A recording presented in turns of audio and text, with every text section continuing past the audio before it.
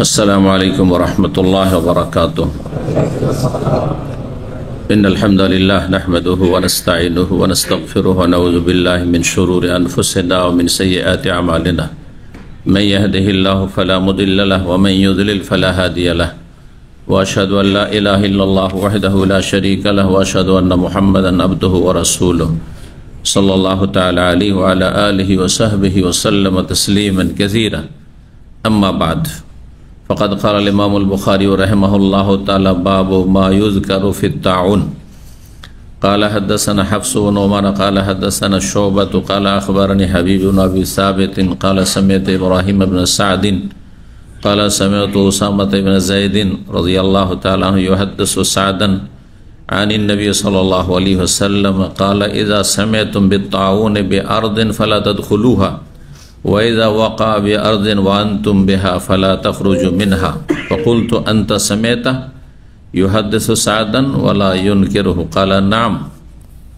सम्मानित भातृमंडলী, আল্লাহ রাব্বুল আলামিনের প্রশংসা এবং প্রিয় নবী মুহাম্মদ রাসূলুল্লাহ সাল্লাল্লাহু আলাইহি সাল্লামের উপর সালাত ও সালামের পর আজ জুমাবার दूसरा जमादाल उला 1447 हिजरी मुताबिक 24 अक्टोबर 2025 আমাদের ধারাবাহিক আলোচনা সহিহুল বুখারীর চিকিৎসা পর্ব নম্বর 6 ইমাম বুখারীর চিকিৎসা পর্বের অধ্যায় নম্বর 30 বিষয়বস্তু সম্পর্কে বলছেন ইমাম বুখারী রাহিমাহুল্লাহ তাআলা বাবু মা ইউযকারু ফিত-তাউন।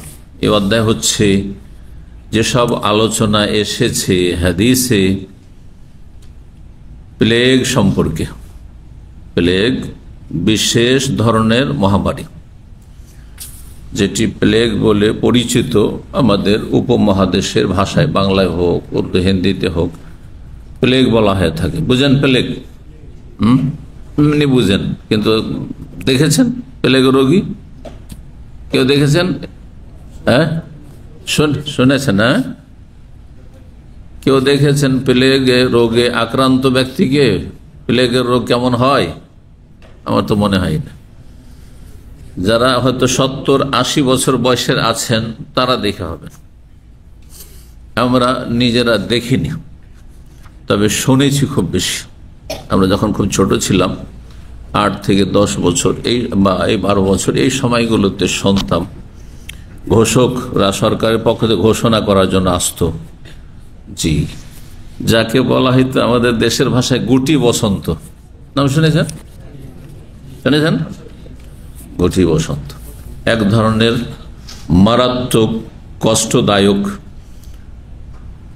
ফোড়া, বিষাক্ত, প্রচণ্ড ব্যথা হয় এবং তাতে মানুষ দ্রুত মারা যায় এবং খুব জঘন্য ছোঁয়াচে টাইপের এইরকম রোগীর সংস্পর্শে যারা আসে, পরিবারের সদস্য অথবা আশেপাশে, দ্রুত বেগে ছড়িয়ে পড়ে। কিছু কিছু হাদিস দ্বারা প্রমাণিত হয় যে এটা হচ্ছে তানুল জিন, জিনের আঘাত। জিনের আঘাত, জিন মানুষের শরীরে আঘাত করে থাকে, আল্লাহ তাআলা আলাম। আর এই সব ধারণার কারণেই এতদূর পর্যন্ত তো বলা যেতে পারে, কিন্তু এর উপর অতিরিক্ত বেশ কিছু বিদআত সেই যুগে ছিল। বিদআত ছিল প্লেগ, গুটি বসন্তকে কেন্দ্র করে। তারপরে আর একটি মহামারী ছিল কলেরা। শুনেছেন তো? কলেরার বাংলা কি? হ্যাঁ, না, ডায়রিয়া হচ্ছে হালকা।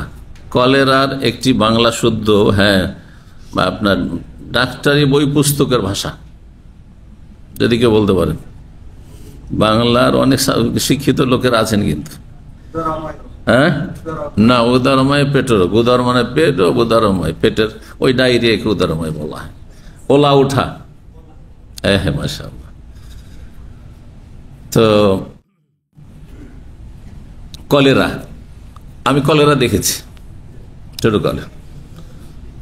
যেই গ্রামে আমাদের বাড়ি থাকতাম, গোটা অঞ্চলে কয়েকটা গ্রাম নিয়ে কলেরা ছড়িয়ে পড়েছিল, ব্যাপক আকার ধারণ করেছিল। এক এক পরিবার থেকে 5-7 জন করে মারা গেছে, এটাও দেখেছি। একদিনে 5-7 জনের জানাজা হচ্ছে, অল্প বয়স তখন 10 থেকে 12-13 এই সময়টি ছিল সময়কাল আমার বয়সের, আজকে থেকে 50 বছর আগের কথা বলছি। তো কলেরা দেখেছি, কিন্তু গুটি বসন্ত দেখিনি, শুনেছি। তাহলে তাউন, প্লেগ, এটা হচ্ছে একদল বিশেষজ্ঞ ওলামায়ে কেরামদের মত, এটি অধিকাংশ ওলামাদের মত। বিশেষ ধরনের মহামারী, বিশেষ ধরনের মহামারী, মহামারী নয়, মহামারী মেলা আছে। মহামারী কাকে বলে?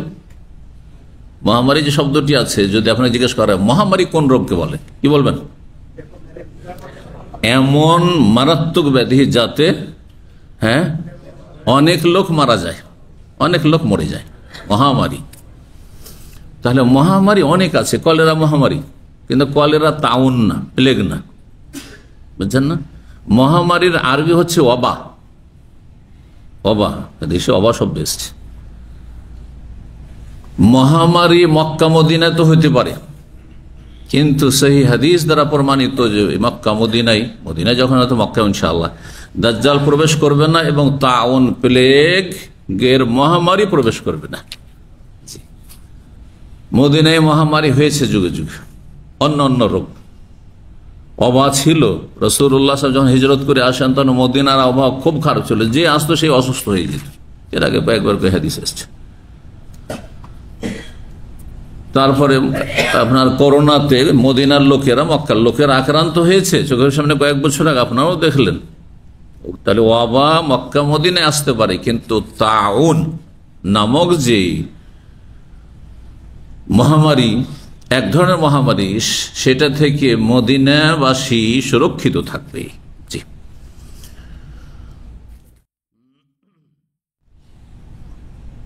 আরেক দল বলছেন যে তাউন আর ওয়াবা দুটো হচ্ছে প্রতিশব্দ।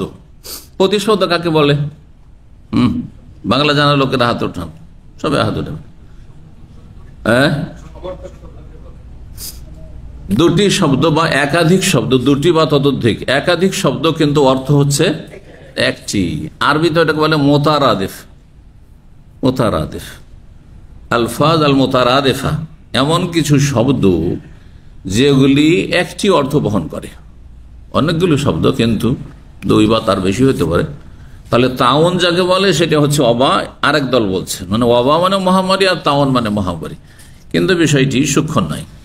তো যারা ভাষাবিদ, আরবি ভাষাবিদ, তারা এই দুটো ব্যাখ্যা করেছেন। একদল বলেছেন যে তাউন বিশেষ ধরনের জঘন্য মহামারী, কিন্তু সব মহামারীকে তাউন বলা হয় না, এটি বেশি সহি শুদ্ধ মত ভাষাবিদদের। আর একটি মত হচ্ছে তাউন আর ওবা প্রতিশব্দ একই অর্থ বহন করে যে কোনো মহামারীকে। তাহলে করোনাকেও তাউন বলবেন, কিন্তু না, করোনা তাউন নয়, করোনা ওবা।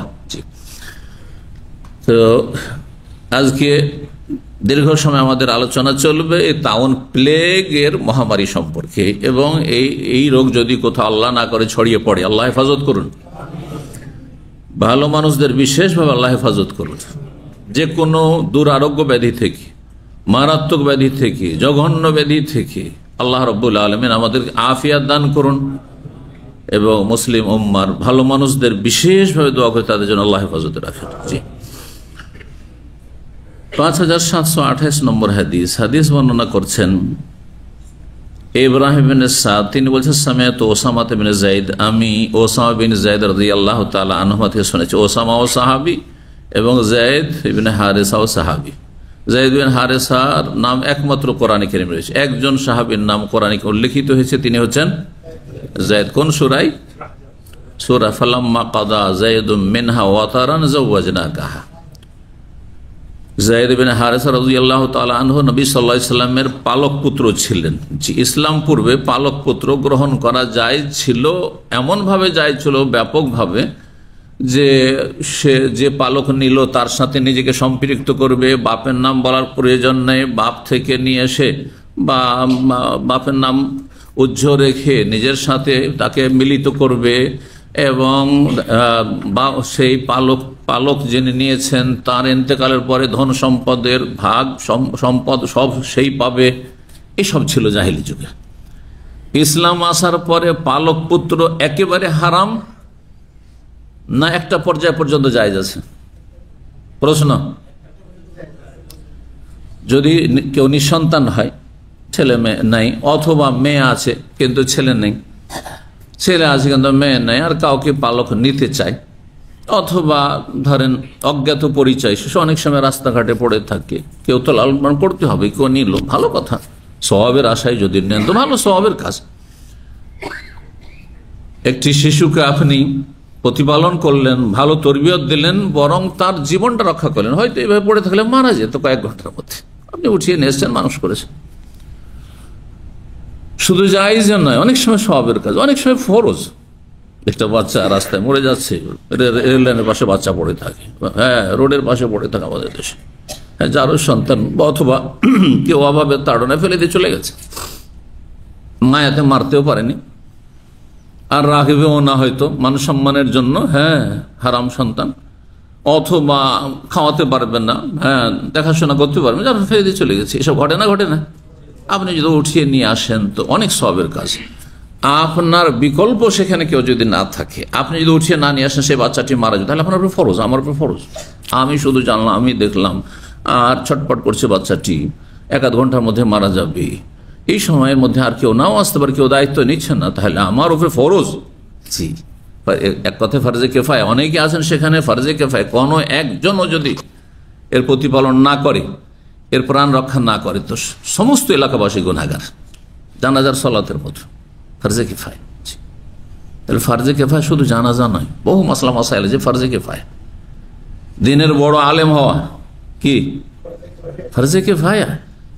গোটা দেশে, হ্যাঁ, কিছু সংখ্যক লোক, প্রত্যেক অঞ্চলে, প্রত্যেক এলাকায় এক একজন কমপক্ষে বা একাধিক কয়েকজন ভালো দক্ষ আলেম হইতে হবে। সবার জন্য আলেম হওয়া সম্ভব না, হ্যাঁ, অসম্ভব কাজ এটি, আর অসম্ভবের আল্লাহ নির্দেশ দেন না, আর এটি ফরজও না, কিন্তু সবার জন্য ফারজে কিফায়া। একদল হইলেই সবাই অব্যাহতি পেয়ে যাবে রবের কাছে। আর দেশে কোনো আলেমই নাই, দেশে শুধু, হ্যাঁ, মোল্লা জাহেল গুলো, হ্যাঁ, ভুল ভাল ফতুয়া দিয়ে জাতিকে জাহান্নামের দিকে নিয়ে যাচ্ছে, বেদাত শিখাচ্ছে, শিরক শিখাচ্ছে, তাহলে জাতির সবাই গুনাহগার, দেশবাসী সমস্ত গুনাহগার আছে।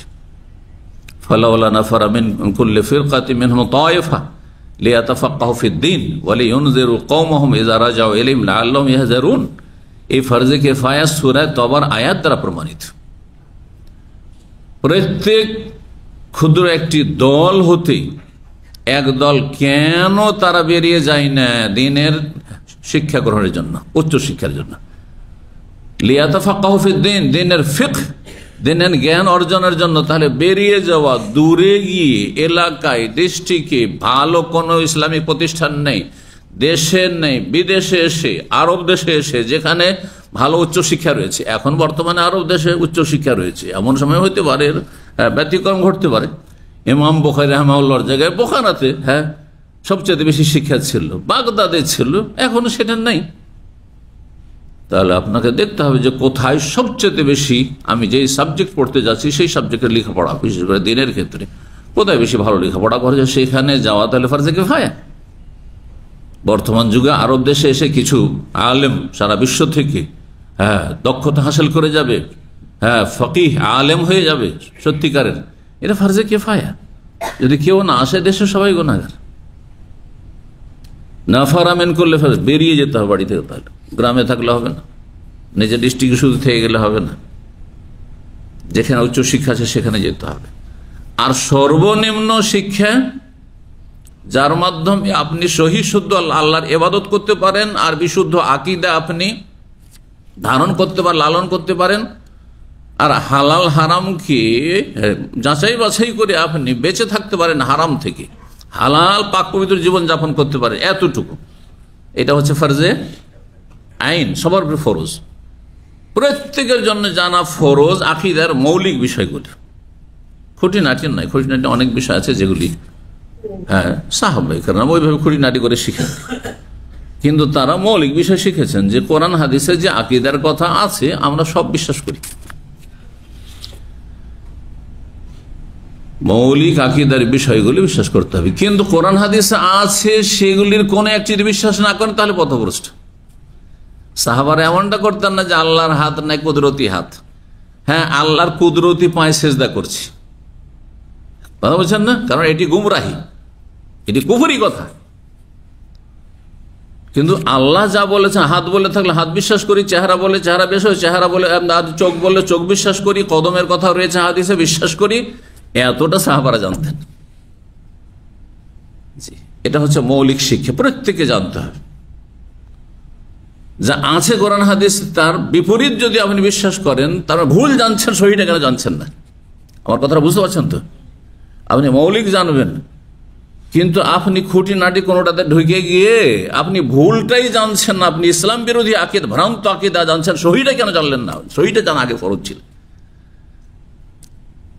আমাদের বেদাতি সমাজের লোকেরা আল্লাহ নিরাকার, গোমরাহিটা জানছে, কিন্তু আল্লাহর যে আকার আছে এটা জানছে না। এই জন্য এখানে ধরা খেয়ে যাবে। সাহাবায়ে কেরামরা জানতেন, হ্যাঁ, যে আল্লাহ কোরআন হাদিস, কোরআনে যা বলেছে, রসুল যা হাদিসে বলেছেন সব বিশ্বাস করি। আপনিও যদি আলাল ফিতরা এরকম প্রাকৃতিক ইসলামের উপর থাকেন যে আল্লাহ রসুলের পক্ষ থেকে যা এসেছে তাই বিশ্বাস করি, এর বিপরীত বিশ্বাস করি না, তাহলে আপনি মুসলিম।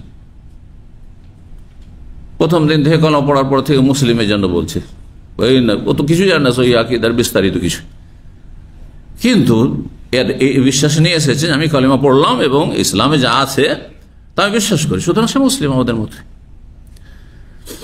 তো যাই হোক, কথা না বাড়িয়ে কোন দিক থেকে কোন দিকে চলে গেলাম। হ্যাঁ, ওসামা বিন যায়েদ, যায়েদ পালক পুত্র। হ্যাঁ, পালক পুত্র কতটা জায়েজ? তাহলে আপনি বাচ্চা কারো নিয়ে আপনি তার লালন পালন করতে পারেন, তার লেখাপড়া করাচ্ছেন, তার ভালো তরবিয়ত করছেন, হ্যাঁ, তার উপর খরচ খরচা করছেন, ইত্যাদি ইত্যাদি। তাকে কি আপনি টাকা পয়সা দিচ্ছেন, হ্যাঁ, তার চলাফেরার জন্য, এবং তার জন্য ওসিয়ত করতে পারেন আপনি। কতটা? সর্বঊর্ধ্বে আপনার পুরো ধন সম্পদের সর্বোচ্চ 3/1 1/3 অসলস কাসির ওসিয়ত, যে আমরা দুনিয়া থেকে চলে যাওয়ার পরে 3/1 বা 4/1, হ্যাঁ, এই যে পালক পুত্র তাকে তোমরা দিয়ে দিবে। ভাইদেরকে বলছো, তো নিজের ছেলে নেই, হ্যাঁ, মেয়ের আছে, মেয়েদেরকে বলে দিল। ওসিয়ত এটা ইন্তেকালের পরেও তাদেরকে দাও, এটা হচ্ছে ওসিয়ত। আর জীবদ্দশায় কিছু দিও দাও, তাও জায়েজ। জীবদ্দশায় 2-4-5 বিঘা জমি লিখে দিল, জায়েজ আছে। কিন্তু মারা যাওয়ার পরে মেয়ে আছে আর ওই পালক পুত্র আছে, মেয়েকে অর্ধেক আর ছেলে তুমি অর্ধেক, না হারাম? হারাম। কারণ ওই পালক পুত্রের চাইতে বেশি হক রাখে আপনার ভাই, আপনার বোন, হ্যাঁ, এমনকি আপনার ভাতিজা, বুঝেছে না? ভাই না থাকলে ভাতিজা, ভাতিজি আছে, ভাই বোন নেই, তারা বেশি হক রাখে, কারণ তারা আপনার রক্তের সম্পর্কে, তারা ওয়ারেসেন, উত্তরাধিকারী, কিন্তু এ ওয়ারেস না, আপনার সাথে এর কোনো ব্লাড কানেকশন নেই, জি, রাহিমের কোনো সম্পর্ক নেই, এহসানের সম্পর্ক রয়েছে।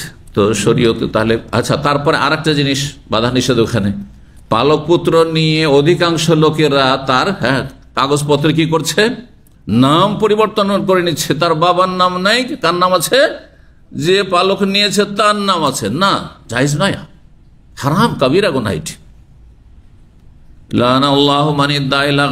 আল্লাহ লানত রয়েছে ওই সব মানুষের উপর যারা নিজের বাপ ছাড়া অন্যের সাথে নিজেকে সম্পৃক্ত করে। আমার বাবা অমুক, অথচ সে জানছে এটা আমার বাবার না, কি আমাকে পালক নিয়েছে, দত্তক নিয়েছে, তাহলে তার উপর লানত।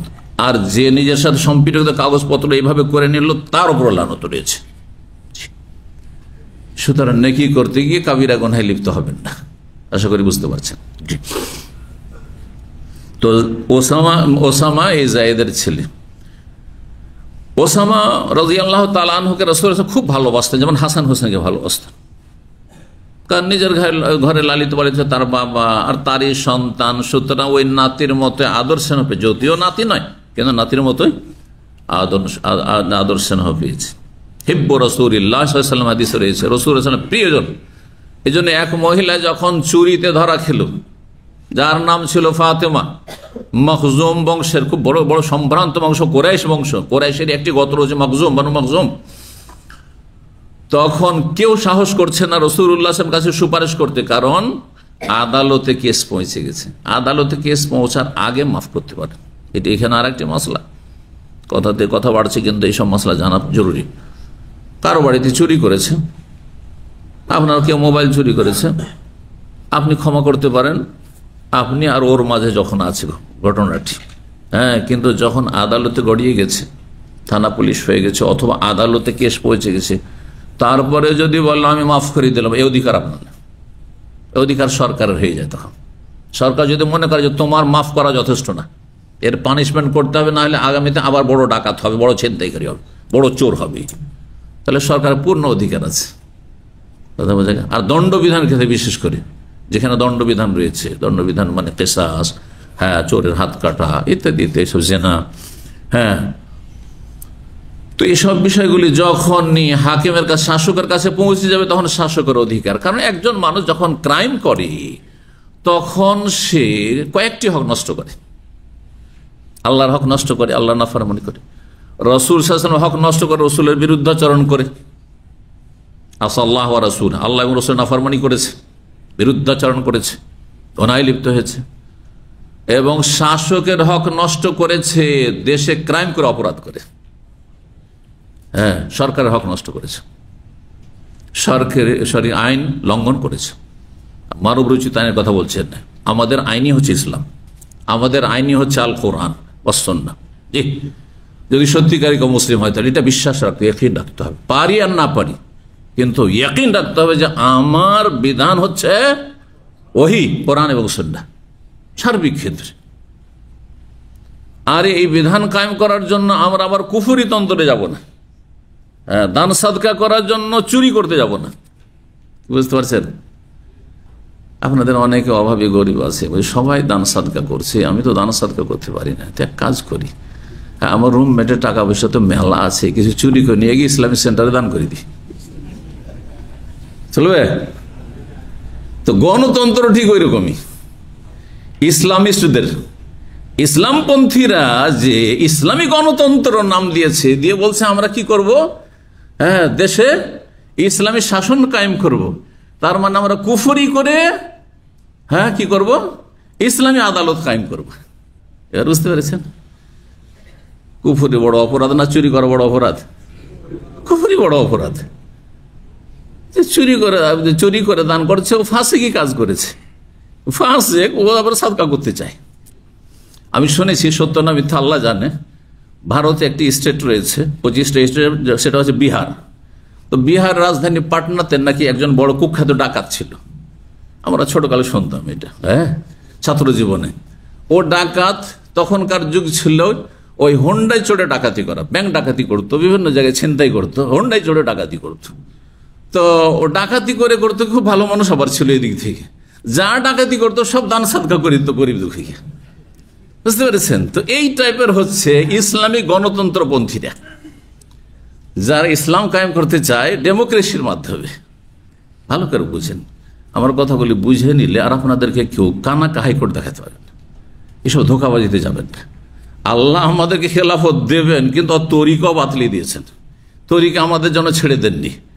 তরিকা হচ্ছে শিরক মুক্ত হও, তরিকা হচ্ছে তৌহিদ প্রতিষ্ঠা করো, তরিকা হচ্ছে আল্লাযীনা মাক্কান্নাহুম ফিল আকামুস সালাত, নামাজ কায়েম করো, ওয়া আতাউ যাকাত, পূর্ণভাবে যাকাত দান করো, ও আমারু বিল মার, ভালো কাজের উপদেশ দিতে থাকো। যে যেখানে আসো আপন আপন জায়গা থেকে কতটা তোমার ক্ষমতা আছে, বল প্রয়োগ করার অধিকার আছে কিনা, নাকি কথার দ্বারা বলার তোমার ক্ষমতা আছে, নাকি অন্তর থেকে ঘৃণা করে কমপক্ষে প্রতিবাদ, কোন স্তরে তুমি আছো সেটা তুমি দেখো। আমারু বিল মার ওয়া নাহাউ আনিল মুনকার, অন্যায়কে নির্মূল করার চেষ্টা করবে। 3 স্তরের কোন স্তরে আপনি আমি আছি ওটা দেখতে হবে। সরকার ওপরে আছে একবারে, তাদেরকে বল প্রয়োগ করতে হবে অন্যায়কে নির্মূল করার জন্য। আলেম ওলামা এবং সমাজের যারা প্রভাবশালী, তাদের কথার দ্বারা, তাদের কথার মূল্য আছে, এক কথায় মানুষকে সোজা করতে পারবে। হ্যাঁ, ওয়াজ উপদেশ দিয়ে হোক অথবা শক্ত একটা অর্ডার দিয়ে হোক, গ্রামের বাঁকাদেরকে সোজা করতে পারে। তাহলে কথার দ্বারা আমারু বিল মার নাহিল মুনকার, ভালো কাজের উপদেশ দেওয়া, অন্যায় কাজে বাধা দেওয়া। আপনি দেশের গরিব মানুষ, গ্রামের একবার অসহায় দুর্বল মানুষ, আর গ্রামের হোমড়া চোমড়া পয়সাওয়ালা প্রভাবশালীরা অপরাধে ডুবে আছে। যদি আপনি তাদের এই ভুলের কথা তাদের বলতে যান যে আপনারা তো এই যে সুদ খাচ্ছেন এটা জায়েজ নয়, তো জিভা কেটে নিবে, আপনার জীবন থেকে মেরে দেবে, হবে না? তাহলে আপনার জন্য কথা বলাও জায়েজ নয়। এটা ভুল, আপনার এটা করিয়েন না, এ কথা বলবেন না। কি করবেন আপনি? অন্তর থেকে ঘৃণা করবেন পাপকে এবং পাপীকে, সুদকে এবং সুদখোরকে, হারামকে এবং হারামখোরকে। ইমান সেই মুসলিম, এটি হচ্ছে সর্বনিম্ন দুর্বল ইমানের পরিচয়। আর এ ভিন্ন যদি পাপীদের সাথে মহব্বত থাকে দুনিয়ার স্বার্থে, তাহলে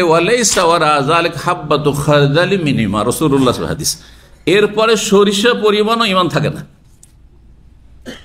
যে বেনামাজিকে ভালোবাসে, যে মদখোরকে ভালোবাসে, যে জেনাকারীকে ভালোবাসে, যে আপনার শিরকারীকে ভালোবাসে, যে বেদাতিকে ভালোবাসে, যে মাজারিকে ভালোবাসে, বুঝতে পারছেন, যে ইসলামের অপব্যাখ্যা যারা করছে একামতের দিন মানে ক্ষমতা, তাদেরকে ভালোবাসে, যদি ভালোবাসা থাকে আপনি প্রতিবাদ তো করলেই না, ঘৃণা তো করলেন না, বরং ভালোবাসা সম্প্রীতি, তাহলে সরিষা পরিমাণ ইমান নেই।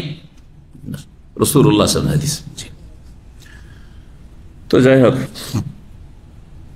এখন হাদিসের দিকে আসি। কথা লম্বা হয়ে গেছে, কিন্তু আল্লাহ রাব্বুল আলামিন যেন এই কথাগুলি দ্বারা আপনাদেরকে উপকৃত করেন, এবং আল্লাহ রাব্বুল আলামিন যেন সমস্ত গুমরাহি বিভ্রান্তি, ফিতনার জামানায় আমরা আছি, কত রকমের নিত্য নতুন ফিতনা আসছে, আর বড়ই আকর্ষণীয় আসছে। মনে হয় এটি হচ্ছে মুক্তির পথ, এটি হচ্ছে বিজয়ের পথ, এটি হচ্ছে মুসলিম জাতির শক্তিশালী হওয়ার পথ, স্ট্রং হওয়ার পথ, এটি হচ্ছে কাফেরদেরকে দুর্বল করার পথ। কিন্তু আসলে সেগুলি রাসূলুল্লাহ সাল্লাল্লাহু আলাইহি ওয়াসাল্লাম ছেড়ে যাওয়া পথ নয়।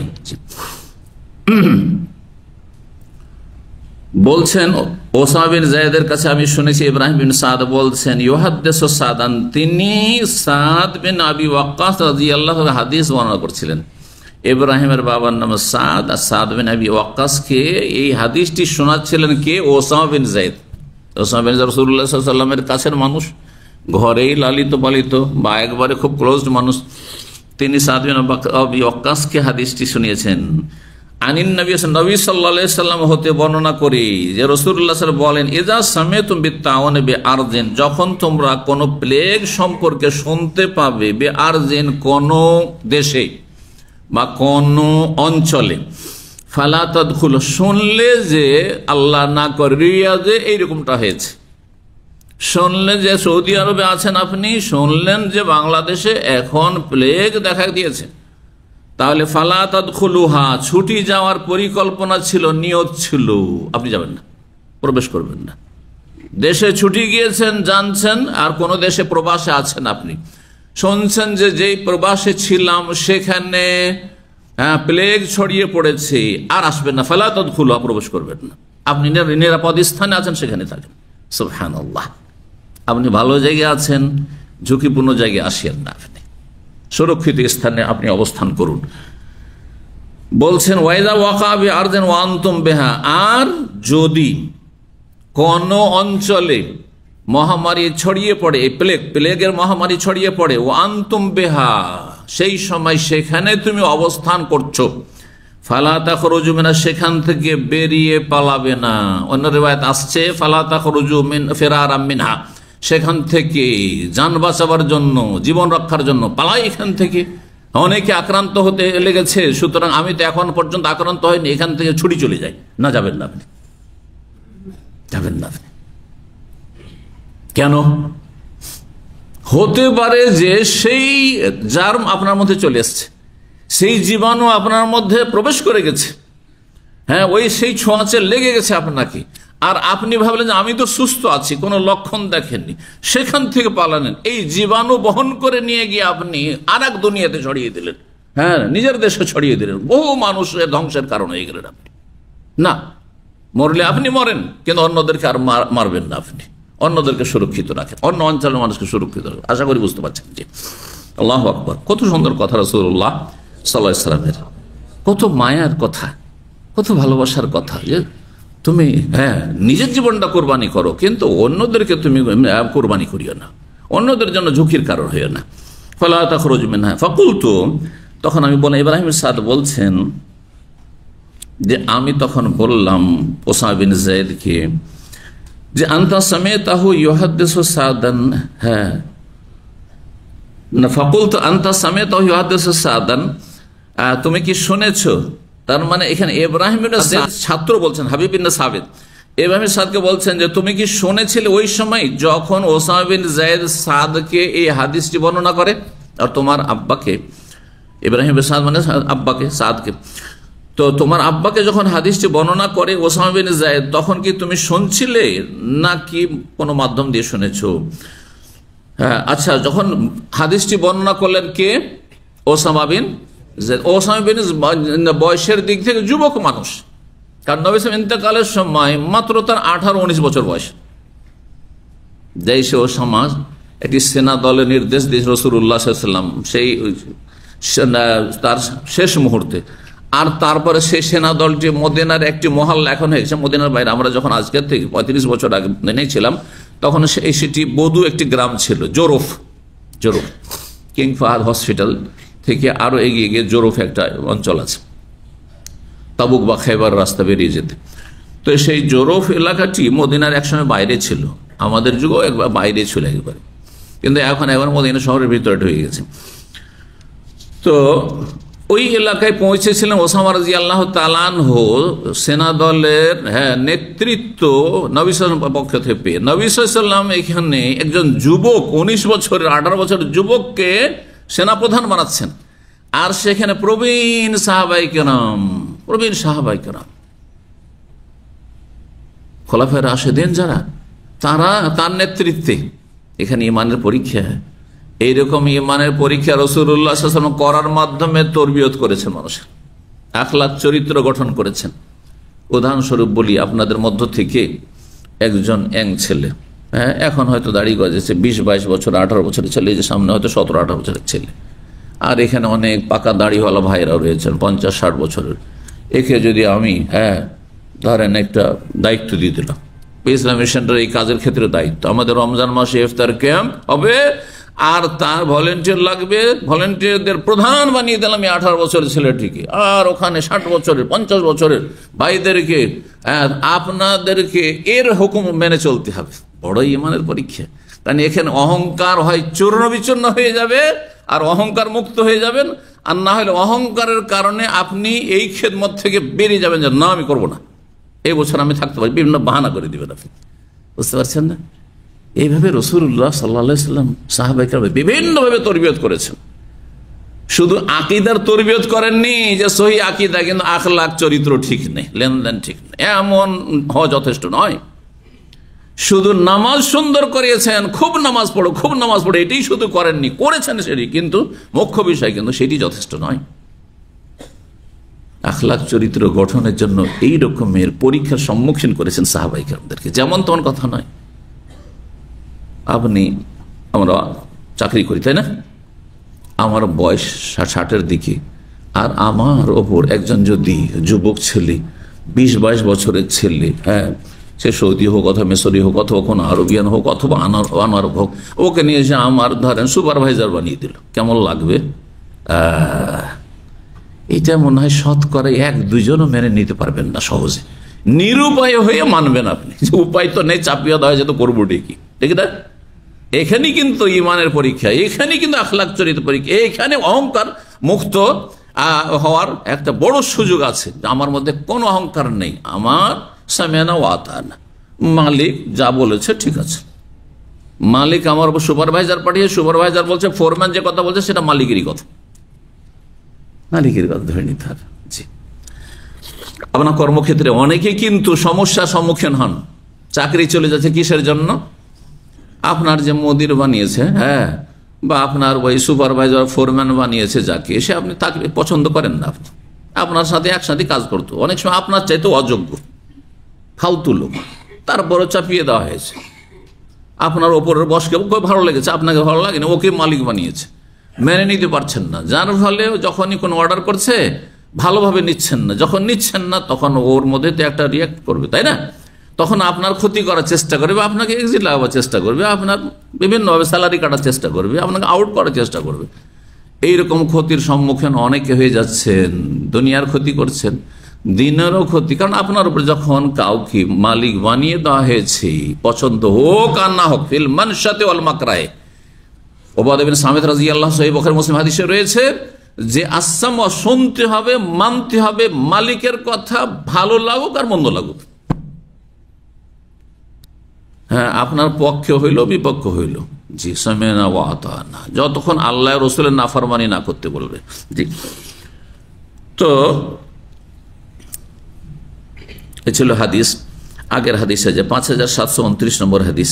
হ্যাঁ, যখন সাদকে ইউহাদিসু সাদ কথাটি মনে পূর্ণ হয়নি, বলছেন তুমি কি শুনেছো বা আপনি কি শুনেছেন ইউহাদিসু সাদান, যে সব সাদকে বর্ণনা করছিলেন, ওয়ালাইন আর সাদ বিন আবি ওয়াক্কাস রাদিয়াল্লাহু তাআলা আনহু, তিনি কিন্তু প্রবীণ সাহাবী, 10 জন জান্নাতের সুসংবাদ প্রাপ্ত আশারে মুবাশশারা বিল জান্নাত, তাদের অন্যতম কে?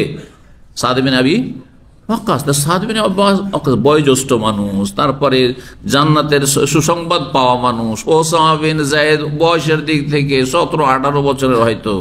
হ্যাঁ, তো ওসামা বর্ণনা যখন করলেন আপনার আব্বাকে, সেই সময় কি আপনি শুনেছেন যে আজ আপনার আব্বা কি শুনে বললেন হ্যাঁ ঠিক আছে কথাটি, অথবা নীরব থাকলেন, কোনো আপত্তি তো করেননি? কারণ যিনি বিশিষ্ট সাহাবী, প্রবীণ সাহাবী, তিনি যদি আপত্তি করেন না কথাটা বল, তাহলে গ্রহণযোগ্য তখন হচ্ছে না, তাই না?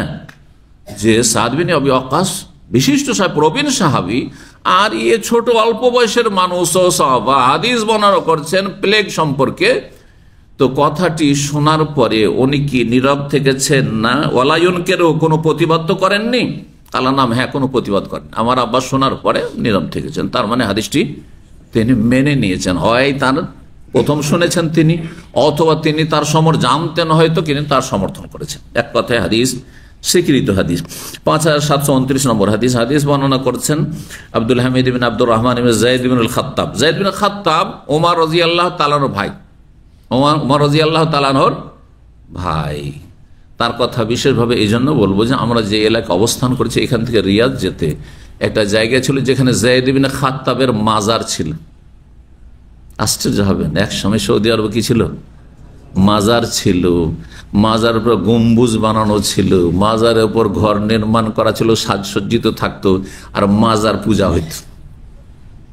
কথা বুঝতে পারছেন না? আজকে থেকে 200 বছর আগে এখানে মাজার পূজা হইত, মাজার পূজা হইত। শাইখুল ইসলাম আহমদ বিন আব্দুল্লাহ রাহিমাহুল্লাহকে এই আরব দেশে আল্লাহ পাঠিয়ে এই দেশের ওপর, সারা বিশ্বের ওপর রহমত করেছে। যারা ইসলামের মুজাদ্দেদ, রিফর্মার, সংস্কারক, তারা আল্লাহর বিশেষ রহমত। কারণ সবার দ্বারা ঝুঁকি না হয় না। অধিকাংশ আলেমরা মনে করে ওসব ঝামেলা যাব না, বিতর্কিত হইতে যাব না, গাল খেতে যাব না, কি দরকার, আদা খাবে স্বাদ পাবে, শিরিক করবে জাহান্নামে যাক, আমি কেন বলতে যাবো ওদের বিরুদ্ধে, ঠিক না? অল্প কিছু আল্লাহর বান্দা আলেম আলেম আছেন যাদের শুধু আলেম বলা হয় না, এই জন্য তাদেরকে কি বলা হয়?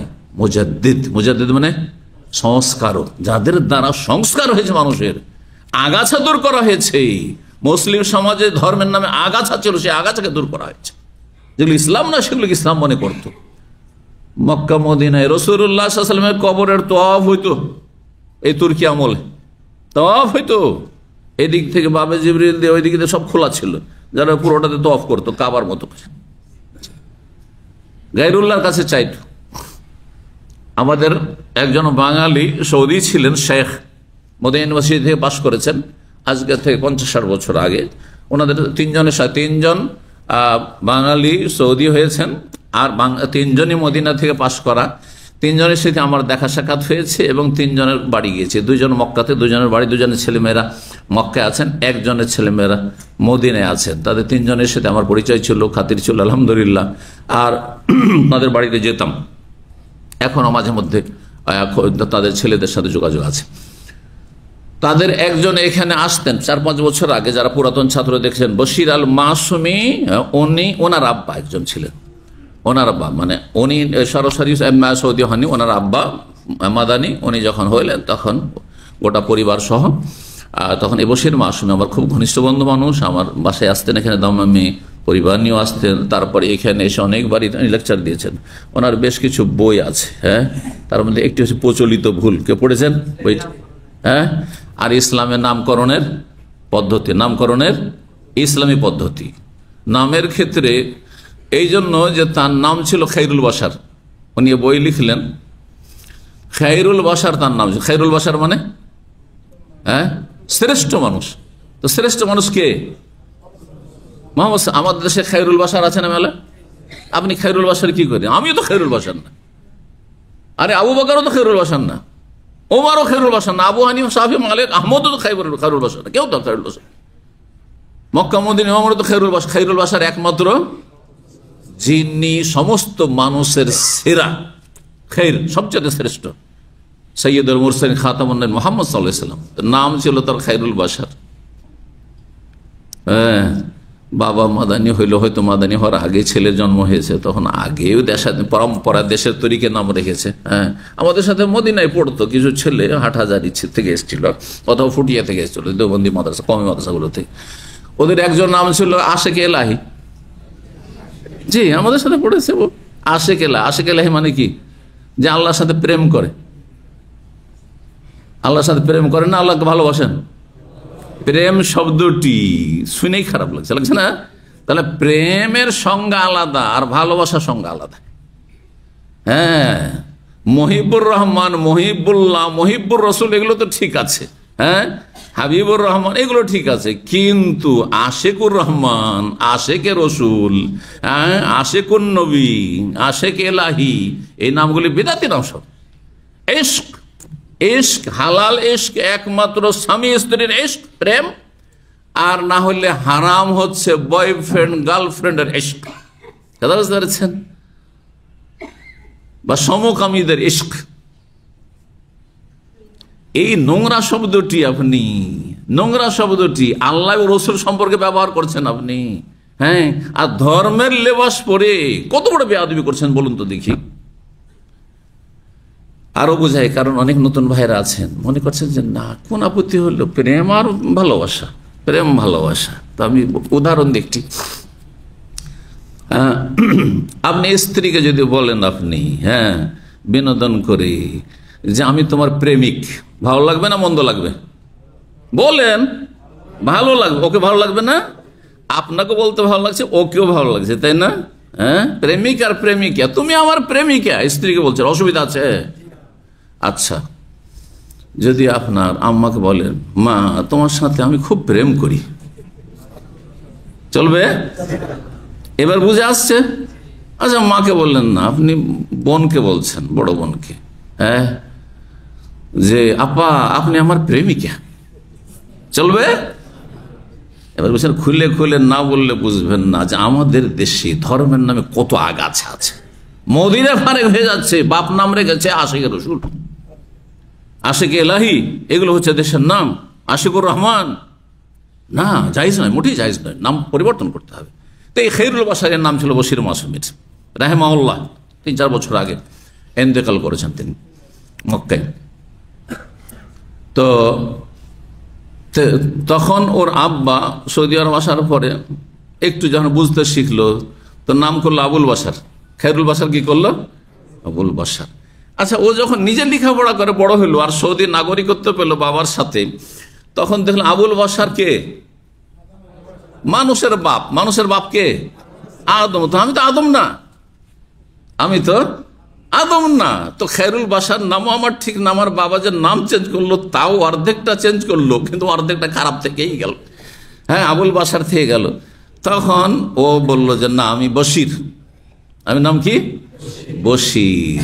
ওই জন্য বললাম ওর নাম ছিল কোথা থেকে কোথায়, বশির মাসুমি। কথা বলছেন, বংশে কেউ ওপরে কেউ ছিল মাসুম বলে, হয়তো দাদা বা কেউ থাক, সেখানে বশির আল মাসুমি লিখতেন। জি, রাহিমাহুল্লাহ তাআলা। তার আব্বার আল্লাহ রহমত, তার আব্বা হুমায়ুন কবির সাহেব ছিলেন, হ্যাঁ, মাদানী। তার একেবারে আপনার হারামের, যখন আপনি মালিক আবদুল্লাহ, কিং আবদুল্লাহ গেট থেকে বেরিয়ে, বা তারপরের গেট আজিয়াদ, আজিয়াদ থেকে বেরিয়ে সামনের দিকে, আজিয়াদের দিকে যখন যাবেন, ডান হাতে আপনি ক্লক টাওয়ার বা সাফা টাওয়ারকে রাখেন, বাম হাতে ওই যে মাঝখান দিয়ে রাস্তা যাচ্ছে না, হ্যাঁ, আজিয়াদের দিকে, ওইখানে একটি হসপিটাল ছিল, আজিয়াদ হসপিটাল। পুরোনো লোকেরা দেখেছেন হয়তো, খুব পুরোনো বিল্ডিং একটা হসপিটাল ছিল, মুস্তাশফা জিয়াদ আল আম। আমরা নিজেরাও এক সময় ছাত্র জীবনে এসছি, ওখান থেকে চিকিৎসা নিয়েছি। বড় হসপিটাল ছিল, সেটাকে পুরো ভেঙে দেওয়া হয়েছে এবং রাস্তা করে দেওয়া হয়েছে ওই জায়গাগুলো। তো এই আজিয়াদ হসপিটালের পাশেই একটি হোটেল ছিল, আবাসিক হোটেল। তখন কাছে এই আপনার রাজ প্যালেস, আপনার যে কাসরুসাফা রাজ প্যালেস তো জানেন আপনারা, তাই না, ওই যে পাহাড়ের ওপরে। আর ডান হাতে একেবারে রাজ প্যালেসের সাথে ওই মাঝখানে যে গাড়িগুলো ওখান থেকে আজিয়াদে ঘুরছে, রাউন্ড নিচ্ছে, ডান হাতেই ছিল ওনাদের হোটেল। সেই হোটেলে ওনার আব্বা দায়িত্বশীল ছিলেন, হোটেলের মালিক ছিলেন। হোটেলটি একজন প্রিন্স আমির, জাযাহুল্লাহ খায়রান, দুনিয়া বেঁচে থাকলে আর যদি রাহিমাহুল্লাহ তাআলা, সেই আমির এই বশির আব্বার সাথে পরিচয় হয়ে যায়। আর পরিচয় হওয়ার পরে খুব ভালোবাসে তাকে সে আমির, জাযাহুল্লাহ খায়র। আর তারপরে তাকে একটা বিল্ডিং এমনি দিয়ে দেয়, তুমি এইটা নিয়ে করে খাও। হ্যাঁ, ওইটাই ছিল তার রুজি রোজগার। কত যে সে বিল্ডিং এ থেকেছি আমরা, গেলে মদিনার ছাত্র আর বাংলাভাষী 19 তো বলতেন তোমাদের মাল সামান সব যা আছে রেখে দাও। আমরা কখনো কোনো চিন্তা করতাম না যে কোথায় এহরামের কাপড় রাখতে হবে, কোথায় ব্যাগ রাখতে হবে। নিয়ে গিয়ে এই বশির সাহেবের আব্বা তার হোটেলে রেখে দিতাম। হ্যাঁ, বশির ভাইয়ের হোটেল বা তার আব্বার হোটেলে নিয়ে রেখে দিতাম। রুম টুম খালি, খুব ফুল হয়ে নেয়, তখন বলতে থাকতে পারো তোমরা। আমরা তো মদিনার ছাত্র, কয়েক ঘন্টা থাকলাম, আবার চলে গেলাম মদিনায় ফিরে, হয়তো অথবা হারামে পড়ে থাকলাম। আর কাপড় চোপড় ব্যাগ ওখানে থাকলো, চত্বরে জীবন, আর হারামি হয়তো ঘুমাচ্ছি, তখন হারামে খুব ঘুমানো যেত। তো যাই হোক, এইভাবে আমরা প্রথম দিকে উমরা করেছি এবং তাদের সাথে আমাদের একটা ইচ্ছে ছিল। কি বলছিলাম, বলতে গিয়ে তোদের গেলাম। হ্যাঁ হ্যাঁ আর হ্যাঁ, যায়েদ বিন খাত্তাব, যায়েদ বিন খাত্তাব রাদিয়াল্লাহু তাআলা কবর পাকা করা ছিল, তারপর গম্বুজ ছিল, এখানে মাজার পূজা হইতো, যেটি আপনার এই রিয়াজ থেকে দাম্মামের দিকে আসতে কোনো একটি জায়গা নিশ্চিহ্ন করে দেওয়া হয়েছে। এই জন্য আমিও ঠিক নির্দিষ্ট করে বলতে পারবো না, কিন্তু জায়গা একটা ছিল এইদিকে।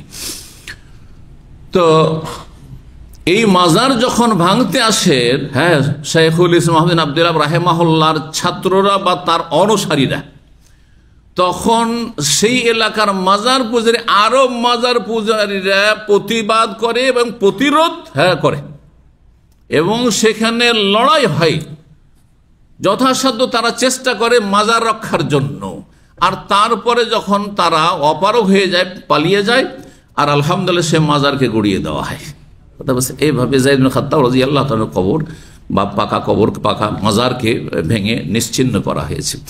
তো কথা প্রসঙ্গে এই যেহেতু এখানে আসলে যায়েদ বিন খাত্তাবের কথা, এই যায়েদ বিন খাত্তাবের ছেলে হচ্ছেন আব্দুর রহমান, আব্দুর রহমান ছেলে আব্দুল হামিদ। এরা কত সহি আকীদার মানুষ একসময় ছিলেন, সালাফে সালেহ, সাহাবাই কেরাম, তাবেঈন, তাবা তাবেঈন, আর তাদের কবর পূজা হইত। এই জন্য সাবধান, কখনো ভাববেন না যে আমি সহি আকীদা পেয়ে গেছি, আমি আহলুল হাদিস সালাফি হয়ে গেছি, অথবা আলহামদুলিল্লাহ আমি শিরক বিদআত বুঝতে পেরেছি, সুতরাং আমার আগামী প্রজন্ম কিয়ামত পর্যন্ত নিরাপদ। আপনিও নিরাপদ নয়, হতে পারে যে আপনি গোমরাহের শিকার হয়ে যাবেন। আল্লাহ হেফাজত। সেই জন্য আল্লাহর কাছে সবসময় দোয়া করতে হবে। এক সময় বাংলাদেশের একজন, এখন সে হাদিস অমান্যকারী আহলে কোরআন হয়ে গেছে, মুরাদ বিন আমজাদ। সে মুরাদ বিন আমজাদ আজকে থেকে 15 বছর আগে, সালটা ঠিক মনে নেই, মক্কায় এসে আমার সাথে দেখা করে। মক্কায় হজ মৌসুমে ছিলাম, হজে অত আমরা এসেছিল জানি না। তো যাই হোক, ওই সময়টা এসে আমার সাথে দেখা করে। আর তারপরে অনেক গল্প হয়, আর অনেক তার উচ্চ আকাঙ্ক্ষা, এই করবে সেই করবে। আর তারপরে সেই তবলিগের ভুলভ্রান্তি নিয়ে যে একটি বই লিখেছে, সেই বইটি আমাকে দেখালো এবং দিল, যে পড়ে যদি তাতে কিছু সংশোধন করার থাকে তো শেখ দেবেন। সেই লোকটি কয়েক বছর থেকে ধীরে ধীরে গুমরাহ হইতে হইতে হইতে এখন বলছে হাদিস মানি না, হাদিস মানে না। আর হাদিস নিয়ে ঠাট্টা মশকরা করছে, বিদ্রুপ করছে। শুধু কোরআন মানি, হাদিস মানি না, সে মুসলিম হতেই পারে না এবং ইসলামের কোনো আমল করতে পারবে না। যে ইসলামের কোনো আমল করতে পারবে না, সে কি মুসলিম থাকবে? কখনো থাকবে না। কোরআন যথেষ্ট। কোরআন দিয়ে কোন আমলটা করতে পারবে? আজান দিতে পারবেন? হ্যাঁ, নামাজ পড়তে পারবেন? কোরআনের কোন আয়াতে আছে যে 5 টাইম নামাজ পড়তে হবে? কোরআনের কোন আয়াতে আছে 17 রাকাত ফরজ? কোরআনের কোন আয়াতে আছে যে তাকবীরে তাহরিমে নামাজ শুরু করতে হবে? কোরআনের কোন আয়াতে আছে সালাম ফিরে নামাজ শেষ করতে হবে? কোরআনের কোন আয়াতে আছে যে আগে কিয়াম, তারপর রুকু, তারপরে কওমা, তারপরে সুজুদ, সিজদা দুটো এক রাকাতে, আর রুকু একটি, দুই সিজদার মাঝখানে বৈঠক কোন জায়গায় আছে? তারপরে 3 রাকাত বা 4 রাকাত বিশিষ্ট সালাত হইলে তাতে দুটো আত্তাহিয়াত তাহিয়াত দুটো বৈঠক আছে। প্রথম বৈঠকে কি পড়তে হবে, দ্বিতীয় বৈঠকে কি পড়তে হবে, কোন আয়াতে আছে? তাহলে বোঝা গেল যে কোরআন দিয়ে কেউ নামাজই যখন পড়তে পারবে না, তো রোজাও রাখতে পারবে না, হজও করতে পারবে না, জাকাতও দিতে পারবে না, সুতরাং সে মুসলিম নয়। দেখলেন কোথায় চলে গেছে? 2008-10 হবে এই সময়টা হয়তো ছিল দেখা সাক্ষাতে। সেই সময় সে আচ্ছা সে কোথা থেকে উঠে এসেছে জানেন? জি, বেদাতের গর্ত থেকে উঠে এসেছিল। সে পাকিস্তানে লেখাপড়া করেছে। যারা পাকিস্তানে লেখাপড়া করতে যাচ্ছেন অনেকে ফিতনায় পড়ে যাচ্ছে, ওখানে গিয়ে অন্য গুমরাহের শিকার হয়ে যাচ্ছে। এসেছিল দেওবন্দি হালাকা থেকে, দেওবন্দি কওমি তরিকা থেকে এসেছিলেন, আর তারপরে সেখান থেকে পাকিস্তান লেখাপড়া করতে গিয়ে ওখান থেকে ফিরে আসার পরে প্রথম দিকে তো সহি আকিদার কথা বললো, কিন্তু আচ্ছা সহি আকিদা বললো আমি জানতাম না, ও তো আমাকে বললো যে আমরা সহি আকিদা মানহাজে চলে এসেছি, আর এগুলো শিরক বিদআত বুঝতে পেরেছি, আমি দেওবন্দি কওমি ছিলাম, কওমি থেকে আমি ফিরে এসেছি। কিন্তু ওর চলে যাওয়ার পরে মাধ্যম দিয়ে খবর পেলাম যে এরা একটা গ্রুপ যারা বলছে আহলে হাদিস বলা যাবে না, সালাফি বলা যাবে না, আমরা মুসলিম।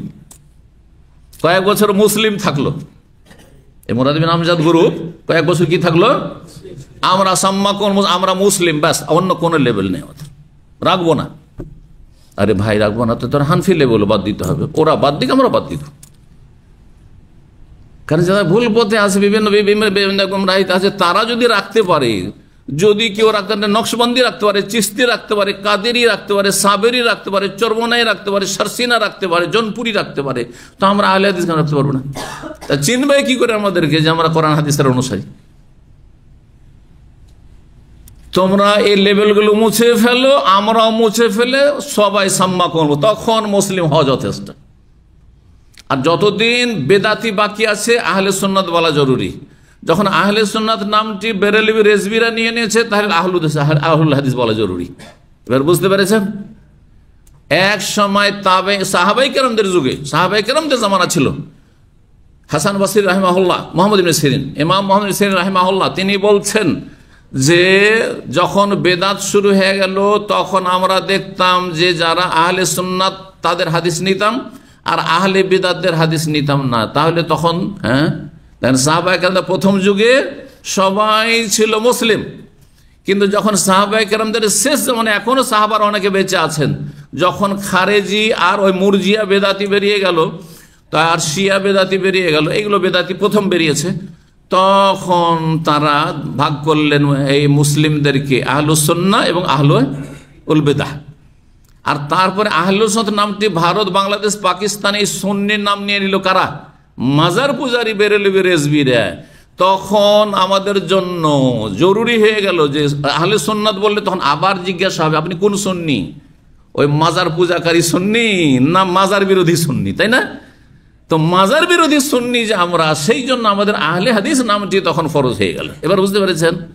আপনারা ওগুলো মুছে দেন, আমরাও মুছে দিলাম, সবাই মুসলিম হয়ে গেলাম। বুঝতে পেরেছেন? আল্লাহ যেন বোঝার তৌফিক দান করেন। তো এই কিছুদিন মুসলিম থাকলো, আর তারপরে বলছে যে না না না আমি হাদিস মানি না, আমি শুধু কোরআন মানি। তো যে কোরআন মানে তো নামাজই পড়তে পারবে না, সুতরাং সে বেনামাজি। হ্যাঁ, এই যে আপনার এলাকার নাকি কাছে দোস্ত, আল্লাহ হেফাজত করুক, এইসব খারাপ দোস্ত ছাড়েন, না হলে আস-সাহেব সাহেব, আরবিতে একটি প্রবাদ আছে, আস-সাহেব আস-সাহেব, প্রথম সাহেব হচ্ছে সদ দিয়ে মানে সঙ্গী, আর দ্বিতীয় সাহেব সিন দিয়ে মানে টেনে হেঁচড়ে নিয়ে যাবে।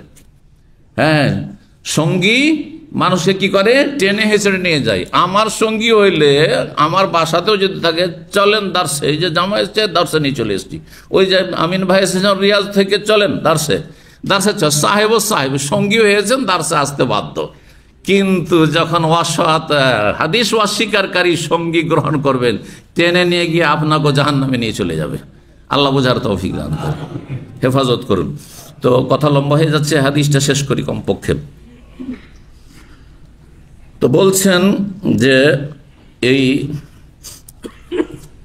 আব্দুল হামিদ বিন আব্দুর রহমান বিন যায়েদ বিন খাত্তাব বর্ণনা করেছেন আব্দুল্লাহ বিন হারিস বিন নওফল থেকে, তিনি বর্ণনা করেছেন আব্দুল্লাহ বিন আব্বাস থেকে যে আন্না ওমর বিন খাত্তাব রাদিয়াল্লাহু আনহু খারাজ ইলা শাম, ওমর বিন খাত্তাব রাদিয়াল্লাহু তাআলা আনহু শাম দেশের উদ্দেশ্যে রওনা দিলেন। যখন শাম দেশে বিজয় লাভ করলেন মুসলিমরা, তখন সেখানকার অমুসলিমদের সাথে চুক্তি সম্পাদনের জন্য ওমর রাদিয়াল্লাহু তাআলা সফর করে গিয়েছিলেন। তো এক সফরে যখন শাম দেশের কাছাকাছি পৌঁছেন, হাত্তা ইজা কানাবে সার্গ নামক স্থানে যখন, এই সার্গ এলাকাটি তাবুকের কোন একটি গ্রামের নাম প্রাচীন যুগে। তাবুক জানেন তো, সৌদি আরবের উত্তর পশ্চিম অঞ্চলে তাবুক। তাবুক কেউ গেছেন? তাইলে জানছেন, মাশাআল্লাহ। তাবুক থেকে আপনার শাম দেশ অর্থাৎ সিরিয়াই হোক, শাম দেশ কাকে বলে? এখন শাম দেশ বলে কোন দেশ নাই, কিন্তু শাম দেশ এখন 4টি দেশে ভাগ হয়ে গেছে, ছোট ছোট হয়ে গেছে। একটি হচ্ছে সিরিয়া, আরেকটি হচ্ছে প্যালেস্টাইন, যার একটা অংশ ইসরায়েল দখল করে ইসরায়েল বলছে, আর আরেকটি হচ্ছে উর্দুন জর্ডন, আর একটি হচ্ছে লেবানন। এই 4টি দেশ। তো এই বৃহৎ শাম দেশে যখন বিজয় লাভ হলো, ওমর বিন খাত্তাব রাদিয়াল্লাহু যাচ্ছিলেন সার্গ নামক স্থানে তাবুকের কোন একটি এলাকায় যখন পৌঁছিলেন, লাকিয়াহু ওমর ওয়াল আজনাদ, তখন সেনাবাহিনীর যারা প্রধান ছিল, ওমারা আমিরের বহু বচন আর আজনাদ জুনদের বহু বচন, জুন্দ মানে সেনা। তো সেনাবাহিনীর যারা সেনা প্রধান ছিলেন তারা সাক্ষাৎ করলেন। তাদের অন্যতম ছিলেন আবু উবাইদা ইবনুল জাররাহ এবং তার সাথী সঙ্গীরা, এরাই ছিলেন সেনা প্রধান। আবু উবাইদা ইবনুল জাররাহ রাদিয়াল্লাহু তার সাথী সঙ্গীরা বললেন, ফাখবারুহু, ওমর রাদিয়াল্লাহু তাআলা আমিরুল মুমিনিনকে জানালেন যে আন্না লাবাকাদ ওয়াকা বিআরদিশ শাম, যে শাম দেশে মহামারী ছড়িয়ে পড়েছে। এই যে অবা শব্দ চলে আসলো, অবা আসলো না, অবা আর তাউন, আম আর খাস।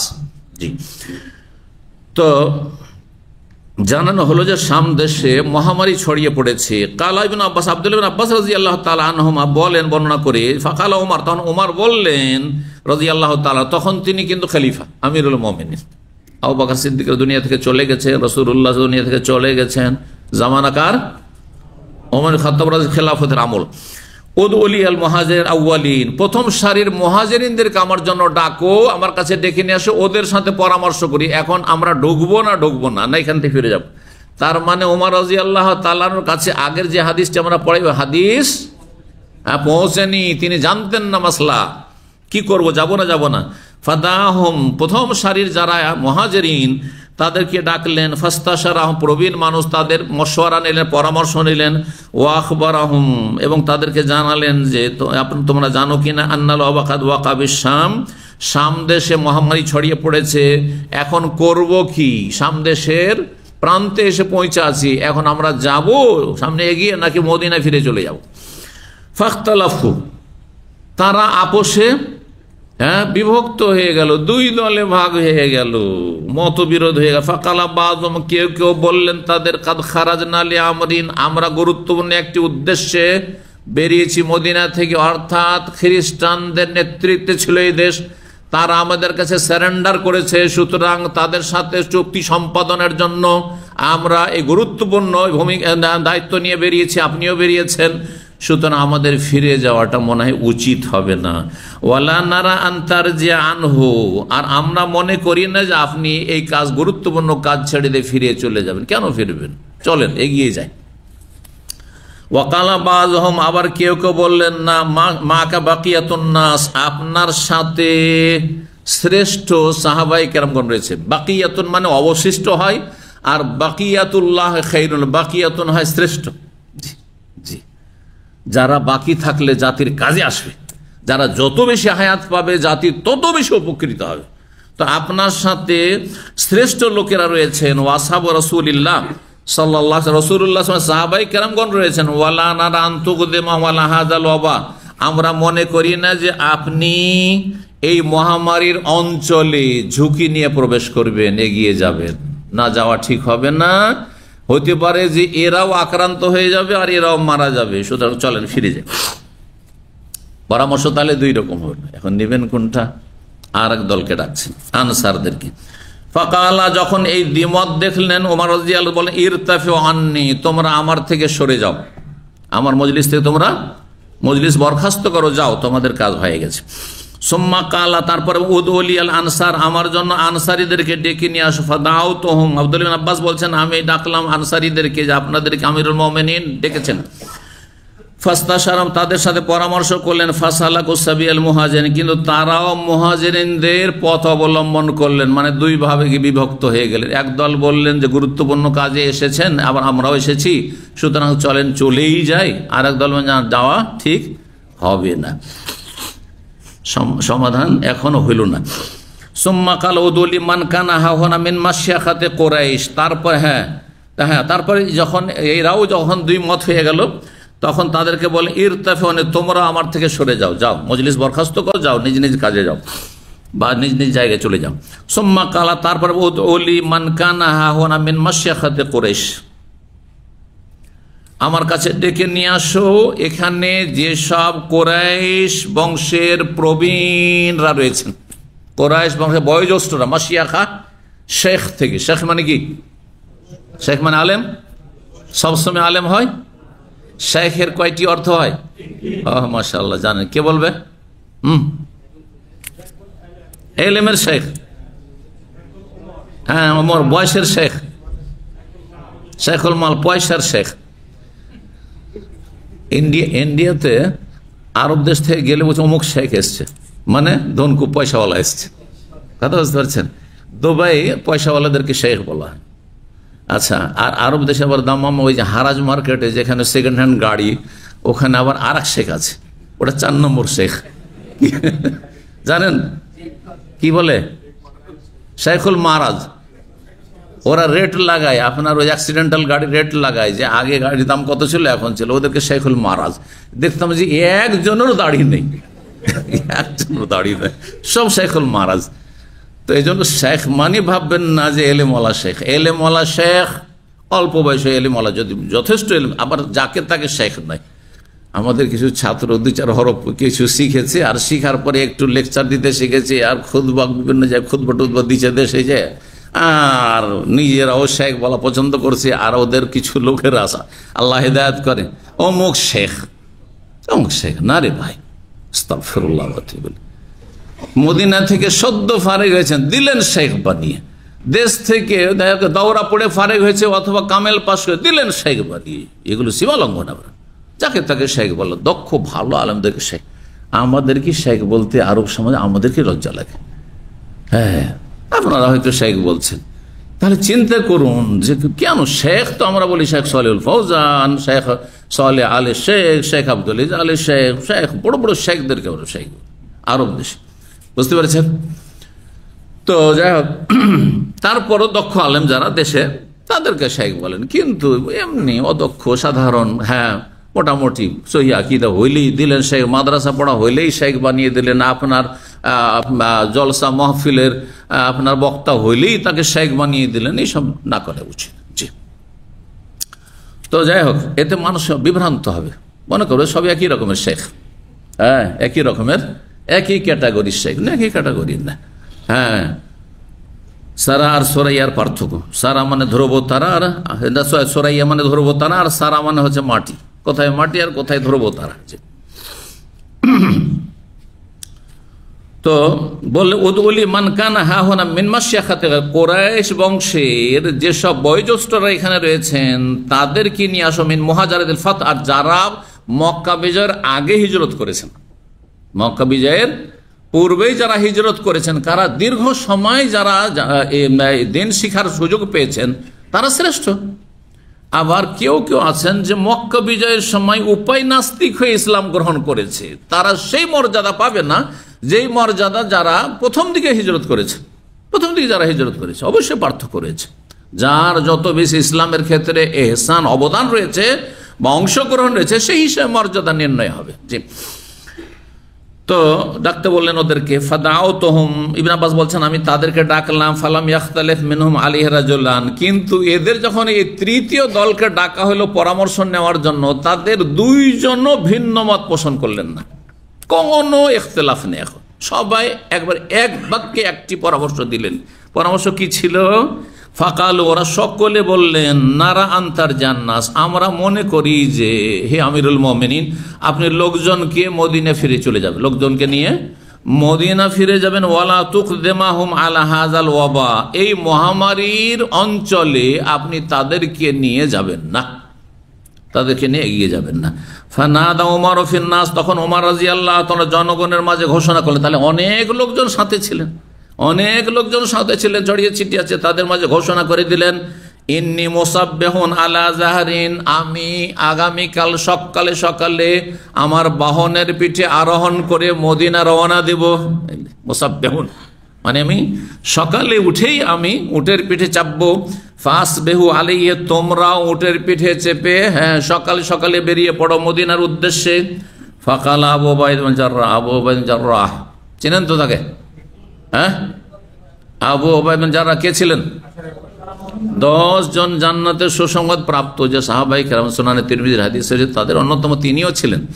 এবং রাসূলুল্লাহ তার প্রশংসা বলেছেন, লিকুল্লি উম্মাতিন আমিন, প্রত্যেক উম্মতের বিশিষ্ট জন রয়েছেন, মানে বিশ্বস্ত জন রয়েছেন।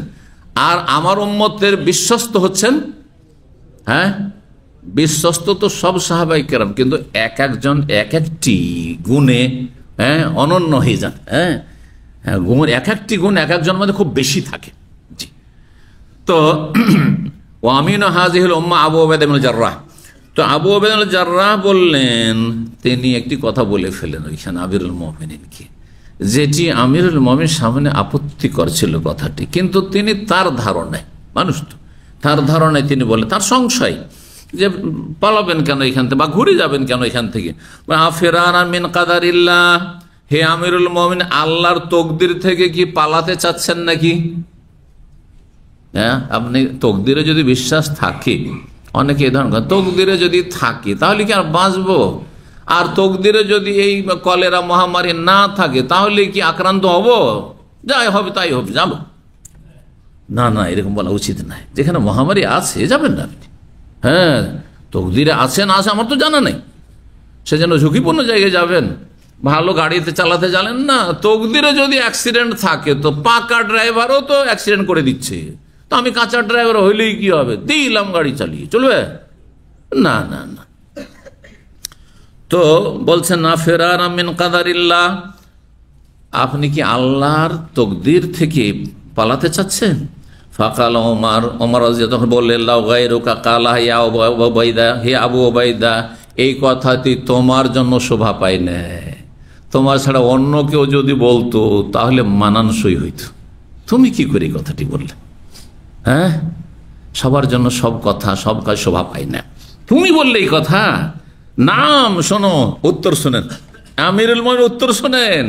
তাহলে একজন আলেম চাইতে আর একজন আলেম যে দক্ষ হয় এর বাস্তব প্রমাণ। আবু উবাইদাও আলেম সাহাবী, ফকিহ সাহাবী, কিন্তু আমিরুল মুমিনিন ওমর রাদিয়াল্লাহু তার চাইতে বেশি বড় আলেম ফকিহ সাহাবী। জি, বলছেন শোনো তোমার কথার উত্তর, নাফিরু মিন কাদারিল্লাহ ইলা কাদারিল্লাহ। আমরা আল্লাহর এক তকদির থেকে আল্লাহ আর এক তকদিরের দিকে পলায়ন করছি। মানে আমরা যাচ্ছিলাম সামদেশের উদ্দেশ্যে, এটি এই তকদিরে ছিল, এখন এখান থেকে এতদূর পৌঁছার পরে আবার যে ফিরে চলে যাচ্ছে মদিনার উদ্দেশ্যে, এটিও আর একটি আল্লাহর তকদির, যেদিকে আমরা যাচ্ছি, যেটা করছি সেটা আল্লাহর তকদির। এই জন্য তকদির আপনার কর্মের দলিল প্রমাণ নয়, যে ভাগ্যে থাকলে তকদিরে থাকলে জান্নাত পাবো, তকদিরে থাকলে ভালো মানুষ হয়ে যাব, এই কথা বলা চলবে না? আপনার ভালো মানুষ হইতে হবে, ভালো মানুষ হওয়ার চেষ্টা করতে হবে। আপনি কর্ম করেন, আমল করেন, আর তারপরে বলেন যে হ্যাঁ আমার তকদির ভালো, কারণ আমি কর্ম করছি, আলহামদুলিল্লাহ তকদির ভালো। কিন্তু কর্ম করবেন না, আপনি রুমে গিয়ে শুয়ে থাকবেন, কালকে থেকে ডিউটি শুরু হবে জুমার পরে শনিবারে, আর আপনি ঘুমিয়ে থাকবেন। তকদিরে রিয়াল থাকলে চলে আসবে, তকদিরে বেতন থাকলে আমার ব্যাংকে জমা হয়ে যাবে, হবে? কখনো হবে না। জি, এক আল্লাহর এক তকদির থেকে আল্লাহর তকদিরে পালাচ্ছি। আর আয়তা তারপরে একটি উদাহরণ দিয়ে বোঝাচ্ছেন আমিরুল মুমিনিন, বলছে আচ্ছা বলো তো আবু উবাইদা, লাউ কানা লাকা ইবিল, তোমার যদি উটের পাল থাকে, হাবাতাত ওয়াদিয়ান লাহু দুয়াতান, এমন একটা মাঠে সে উটের পাল অবতরণ করলো যেখানে দুটো প্রান্ত রয়েছে, হ্যাঁ, দুটো উপত্যকা রয়েছে। সে মাঠের দুটো দিক রয়েছে। একটা দিক হচ্ছে এহদাহমা খাসিবা, এক দিকটা হচ্ছে সবুজ শ্যামল, মাঠে একদিকে একবার সবুজ শ্যামল হয়ে আছে, ঘাস আর ঘাস, চারণভূমি। রায় তাহাবে কাদা বলছেন যে ওয়াল ওখরা জাদবার, আরেকটা দিক হচ্ছে শুষ্ক ধূসর, আর একদিকে একবার শুকিয়ে আছে আর ধুলো আর ধুলো, বালি আর বালি। যেমন এই দাম্মাম থেকে রিয়াজ যেতে শুধু ধুলো আর বালি আর বালি, বালি আর বালি, বুঝলেন না? কিন্তু যখন তাইফের অঞ্চলে চলে যাবেন, আবার অঞ্চলে চলে যাবেন, তো অনেক সবুজ এলাকা পাবেন, আপনি সবুজ শ্যামল এলাকা পাবেন।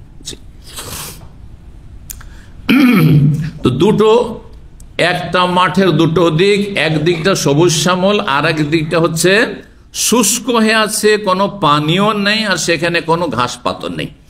তো তুমি এখন উটের পালকে তুমি কেউ শুষ্ক এলাকায় নিয়ে যাবে, ধূসর এলাকায় ধুলো বালিতে চড়াবে, না সবুজ শ্যামল এলাকায় ঘাস চারণভূমিতে চড়াবে? জি, তোমার কর্ম ভালো করতে হবে তোমাকে। আচ্ছা বলো তো, তুমি যদি সেই সবুজ শ্যামল এলাকায় যদি বা মাঠে যদি চড়াও, সেটিও রায় তাহবে কাদারিল্লাহ, তাহলে সেখানে চড়ালে তুমি তোমার উটকে, ওয়াইন রায় তাল জাদবাতা, আর তোমার উটের পালকে যদি চড়াতে নিয়ে চলে গেলে তুমি শুষ্ক ধূসর এলাকায়, ধুলোবালির এলাকায়, মরুভূমি এলাকায়, রায় তাহবে কাদার, সেটা আল্লাহর তকদিরে। তো তোমার তো দুটো অপশন আছে, যে আমি শুষ্ক এই মরুভূমির ময়দানে আমি উটকে আমি চড়াই, অথবা আমি দেখছি চোখের সামনে যে সবুজ শ্যামল আছে সেদিকে চড়াই। তো আমরা দেখলাম যে এই দিকটা আমাদের অনুকূলে নয়, সামনে, সুতরাং মদিনা ফিরে চলে গেলাম, যেটা আমার অনুকূলে, আমাদের অনুকূলে, সেদিকে চলে গেলাম, অসুবিধাটা কোথায়? আল্লাহ ফাজা আব্দুর রহমান বিন, বাস এই কথাগুলি শেষ হয়েছে কথোপকথন, হ্যাঁ, আর সংশয় নিরসন। হঠাৎ করে আব্দুর রহমান বিন প্রখ্যাত তাবেঈ, না প্রখ্যাত সাহাবী, হ্যাঁ, তিনিও এই 10 জন জান্নাতে সুসংবাদ প্রাপ্ত সাহাবায়ে কেরামের অন্যতম। তাহলে কয়জনের নাম চলে আসলো এই হাদিসে? 3 জন। কে কে? ওমর আর আবু উবাইদা ইবনে জাররাহ কথা আসলো, হ্যাঁ, আর হ্যাঁ আব্দুর রহমান আউফের কথা। তার আগের হাদিসে আরেকজন কথা আসলো, সাদ ইবনে ওয়াক্কাসের কথা চলে আসলো। 4 জন হয়ে গেল এইদিকে, আর 4 জন খলিফা হয়ে গেল, 8 জন হয়ে গেল, বাকি থাকে 2 জন শুধু, তাই না? ব্যাস, সেই 2 জন কে হইতে পারে? জুবাইর বিন আওয়াম, সাঈদ ইবনে যায়েদ ইবনে আমর, ওই যে 4 জন খলিফার মধ্যে একজন এখানে ওমর চলে এসেছে, সেজন্য জুবাইর বিন আওয়াম বাকি থাকলো। আর কে বাকি থাকলো? সাঈদ ইবনে যায়েদ ইবনে আমর ইবনে নুফাইল, আর হ্যাঁ তালহা বিন ওবাইদুল্লাহ, এই হচ্ছে 10 জন জান্নাতের সুসংবাদ প্রাপ্ত। সুবহানাল্লাহ। দুনিয়াতে চলাফেরা করছেন, আর রাসূলুল্লাহ তাদের সম্পর্কে বলছে আবু বকরিন ফিল জান্নাতি, ওমর ফিল জান্নাতি, ওসমান ফিল জান্নাতি, ওয়া আলীউন ফিল জান্নাতি, ওয়া তালহা ফিল জান্নাতি, ওয়া যুবাইর ফিল জান্নাহ। সুবহানাল্লাহ আল হাদিস। আল্লাহু আকবার।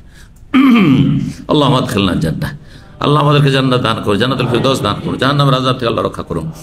আব্দুর রহমান বিন আওফ আসলেন, ওয়া কানা মুতাগায়্যিবান ফি বাদ, ওই সফরে তিনিও ছিলেন, কিন্তু যখন এই আলোচনা চলছিল সেই সময় তার বিশেষ প্রয়োজনে তিনি সেখান থেকে অনুপস্থিত ছিলেন। গায়েবান, মুতাগায়্যিবান মানে গায়েব, অনুপস্থিত ছিলেন তার বিশেষ প্রয়োজনে। ফাকালা, এসে ঘটনা শোনার পরে এসব কথোপকথনের কথা, কি কথা হচ্ছিল, এই বিষয়টা কথা হচ্ছিল যে এখন সামদেশে যাব না ফিরে চলে যাব। ওমর রাদিয়াল্লাহু আনহু সিদ্ধান্ত হয়েছে পরামর্শের ভিত্তিতে যে মদিনা ফিরে যাবেন আগামীকাল সকালে। তখন তিনি বলছেন যে আমার কাছে কিন্তু এই সম্পর্কে একটি রাসূলুল্লাহর পক্ষ থেকে তথ্যই রয়েছে। ওই হাদিস যদি প্রথমখানে জানা হইতো তাহলে এত পরামর্শেরও কোনো প্রয়োজন হইতো না, আর এসব কথোপকথন, সংশয় আর সংশয় নিরসনেরও কোনো প্রয়োজন হইতো না, বুঝছেন না? জি। তো মানুষের এলেম থাকলে কত ফায়দা হয়, এলেম থাকলে কোনো ঝামেলা নেই, জানা আছে, যখন যেটা প্রয়োজন এলেম আছে সে অনুযায়ী আপনি আমল করবেন।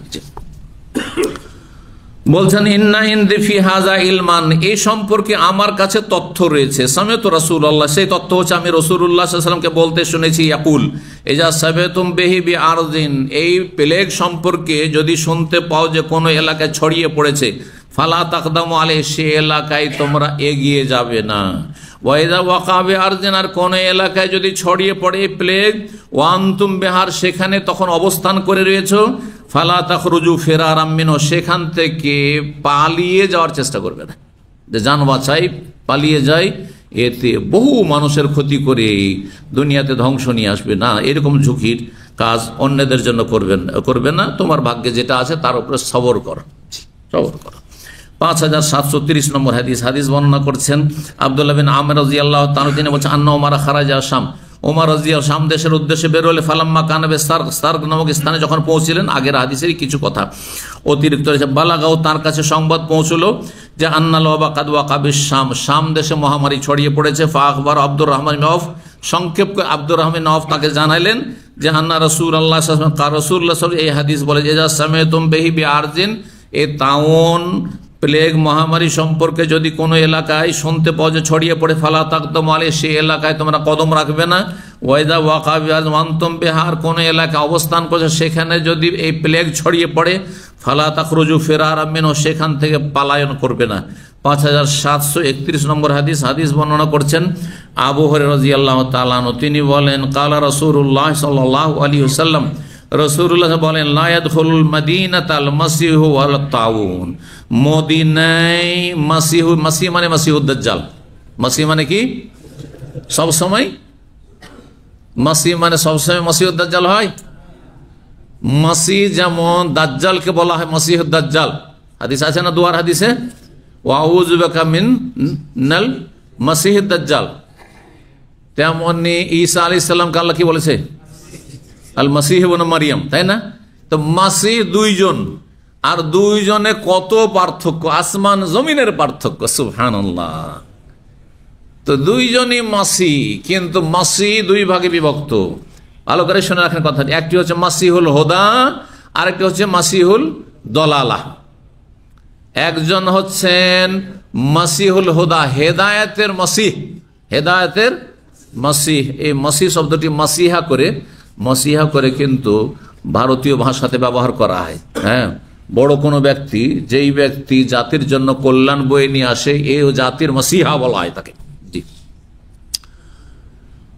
তো মাসিহুল হুদা হচ্ছেন ঈসা আলাইহিস সালাম, আর মাসিহুদ দালালা হ্যাঁ এ দাজ্জাল, কানা দাজ্জাল। জি, তো এখানে কানা দাজ্জাল উদ্দেশ্য, মদিনায় প্রবেশ করতে পারবে না কে? মাসিহুদ দাজ্জাল, এই কানা দাজ্জাল। ওয়ালা তাউন, আর প্লেগ প্রবেশ করবে না। প্লেগ কখনো, প্লেগের এই মহামারী কখনো মদিনায় ছড়াবে না। মদিনার সাথে মক্কার এই ফজিলত আছে কি না দ্বিমত থাকলেও আশা করা যায় যে মদিনার যে ফজিলত রয়েছে মক্কার ফজিলত তার চাইতে কম নেই, সুতরাং মক্কাতুল মুকাররমায় হয়তো ছড়াবে না, আল্লাহু তাআলা আলম। কারণ আরেকটি হাদিস রয়েছে যে মদিনা শুধু নয়, মক্কাতেও দাজ্জাল প্রবেশ করতে পারবে না। এই দুটো নগরীর হেফাজতের জন্য ফেরেশতা নিযুক্ত থাকবেন, ফেরেশতা নিযুক্ত থাকবেন। 5732 নম্বর হাদিস বর্ণনা করছেন হাফসা বিনতে সিরিন, তিনি বলেন কাল আলী আনাস মালিক রাদিয়াল্লাহু তাআলা আমাকে বলেছেন যে কাল আলী আনাস মালিকিন ইয়াহিয়া বিমা কুলতু মিনাত তাউন, ইয়াহিয়া নামক এক শিশু ছিল, বেমা মাতা, সে কিসে মারা গেছে, কি কারণে মারা গেছে? কুলতু মিনাত তাউন, প্লেগে আক্রান্ত হয়ে মারা গেছে। কালা রাসূলুল্লাহ সাল্লাল্লাহু আলাইহি ওয়াসাল্লাম, তখন রাসূলুল্লাহ বলেন আত-তাউন শাহাদাতুন লিকুল্লি মুসলিম, প্লেগে আক্রান্ত হয়ে কেউ যদি মারা যায় তাহলে সেটি তার জন্য শহীদের মর্যাদা, শহীদের মর্যাদা। শহীদ দুই রকমের, এক হচ্ছে হাকিকি শহীদ মানে সত্যিকার অর্থে শহীদ, আর একটা হচ্ছে হুকমি বিধানের দিক থেকে, হুকুমের দিক থেকে শহীদ। হাকিকি শহীদের জন্য বেশ কিছু ভিন্ন বিধান রয়েছে, যেমন তাকে গোসল দেওয়াইতে হবে না, তার শরীরে রক্ত লেগে থাকবে। হাকিকি শহীদকে শহীদুল মারেকা, যে যুদ্ধের মাঠে কাফেরদের বিরুদ্ধে আল্লাহর কালেমাকে উঁচা করে, দুনিয়ার স্বার্থে নয়, আল্লাহর কালেমাকে উঁচা করার জন্য লড়াই করেছে এবং সেখানে কাফেরদের হাতে নিহত হয়েছে, সেই ব্যক্তি হচ্ছে হাকিকি শহীদ। তার ক্ষেত্রে বিশেষ বিশেষ বিধান রয়েছে। আর তার জানাজারও প্রয়োজন নেই, কারণ জানাজা হচ্ছে দুয়া, তার এই আপনাদের আমাদের মতো লোকের দুয়ারও প্রয়োজন নেই, তার সেজন্য তার জানাজাও নেই। জি, কত বড় মর্যাদা তার। হাসরের মাঠে হাজির হবে সেই শহীদ, আর রক্ত ঝরতে থাকবে। যেই যে রক্ত ঝরেছে রণক্ষেত্রে, জেহাদের ময়দানে রক্ত ঝরতে থাকবে, আল্লাহর সামনে হাজির হবে, সেটি তার বড় সাক্ষী হবে যে আল্লাহ তোমার রাস্তায় রক্ত ঝরিয়ে জীবন দিয়েছিলাম, ব্যাস সেটি তার মুক্তির জন্য যথেষ্ট। জি। কিন্তু যারা হুকমি শহীদ, প্লেগে মারা গেছে, পেটের রোগে মারা গেছে, তারপরে পক্ষাঘাতে মারা গেছে, জাতুল জাম, অথবা এই ধরনের যেসব বিভিন্ন রোগ, ডুবে মারা গেছে, আগুনে জ্বলে মারা গেছে, কোনো কিছুতে চাপা পড়ে বা অ্যাক্সিডেন্টে মারা গেছে, তারাও শহীদ। এইরকমই নেফাস প্রসূতি অবস্থায় যে বাচ্চা ভূমিষ্ঠ হতে গিয়ে যদি বাচ্চা ভূমিষ্ঠ হওয়ার আগেখানে প্রসব বেদনায় অথবা তারপরে বা সেই সময় যদি মারা যায় তাহলেও শহীদ। নবী সাল্লাল্লাহু আলাইহি ওয়াসাল্লাম বলেছেন জল মারাতো তামুতু বিজামইন বা নেফাসিন ফাহিয়া শহীদ, সেও শহীদ। এগুলি হচ্ছে হুকমি শহীদ। এদেরকে গোসল দিতে হবে, অবশ্যই দিতে হবে। এদের জানাজা পড়তে হবে, জানাজা পড়তে হবে। জি। 5733 নম্বর হাদিস। হাদিস বর্ণনা করেছেন আবু হুরায়রা রাদিয়াল্লাহু তাআলা আনহু, নবী সাল্লাল্লাহু আলাইহি ওয়াসাল্লাম বলেন, আল মাবতুনু শহীদ, পেটের রোগে, পেটের যন্ত্রণায় আক্রান্ত কেউ যদি, পেটের মেলা রোগ আছে, পেটে ক্যান্সারও হয়, তাহলে ক্যান্সারে কেউ যদি মারা যায় তো শহীদ ইনশাআল্লাহ। পেটের যে কোনো রোগ, লিভার ফাংশন, কিডনি ড্যামেজ হয়ে, লিভার ড্যামেজ হয়ে, আর কিছু হয়ে, পেটে যা কিছু হোক না কেন, যত রোগ রয়েছে, মাবতুন বাতন থেকে, বাতন মানে পেট, পেটের রোগে আক্রান্ত কেউ যদি মারা যায় তাহলে সে শহীদের মর্যাদা পাবে। ওয়াল মাতউন ও শহীদ, মাতউন তাউন থেকে, প্লেগে আক্রান্ত কেউ যদি মারা যায় তো সেও শহীদ। জি, এখানে আজকের আলোচনা শেষ করছি। ওয়া জাযাকুমুল্লাহু খাইরান ওয়া সাল্লাল্লাহু ওয়া সাল্লাম আলা মুহাম্মদ ওয়া আলা আলিহি ওয়া সাহবিহি আজমাইন।